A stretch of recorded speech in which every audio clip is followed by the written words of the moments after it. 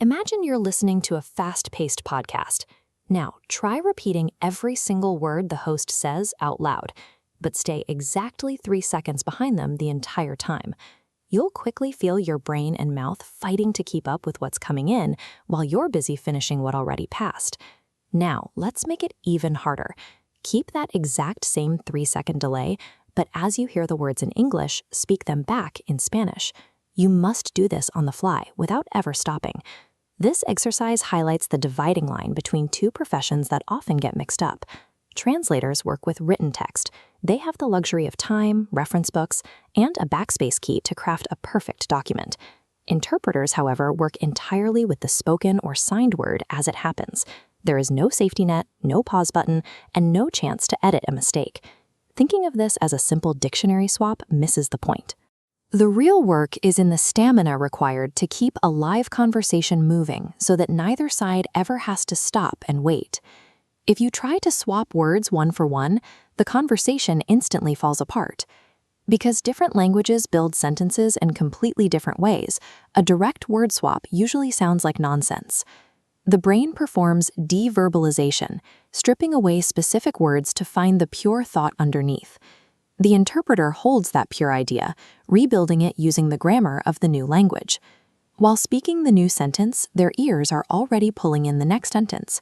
This continuous cycle of stripping ideas down and rebuilding them is how a speaker's true intent survives the jump between two different languages.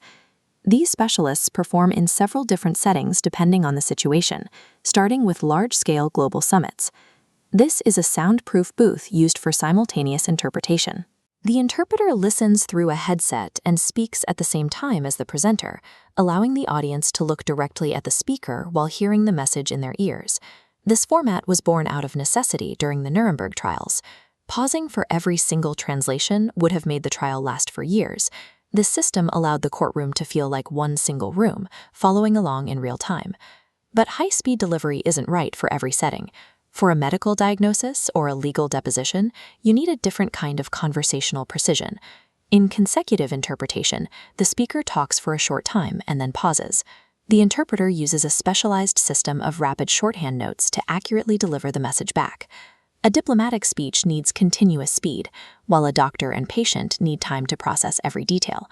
The format is chosen based on what helps the room connect naturally. Sometimes the job moves with the people. If a diplomat is walking through a factory or having a private conversation, an interpreter stays right at their shoulder. This is a grueling environment. Without the quiet of a booth, the interpreter must manually filter out all the background noise just to hear the speaker's voice. Today, digital tools like video remote interpreting allow an interpreter to be beamed into a tablet so a doctor and patient can focus on each other's faces through the screen. Moving from physical booths into mobile and remote networks ensures that distance is no longer a barrier to having a clear human conversation. All of the cognitive effort, the historical technology, and the different formats serve one single objective. The goal is to make the interpreter practically disappear from the room.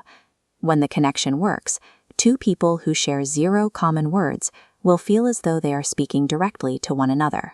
Whether you are at a global conference, a clinic visit, or a digital negotiation, there is someone trained to handle the specific needs of that arena.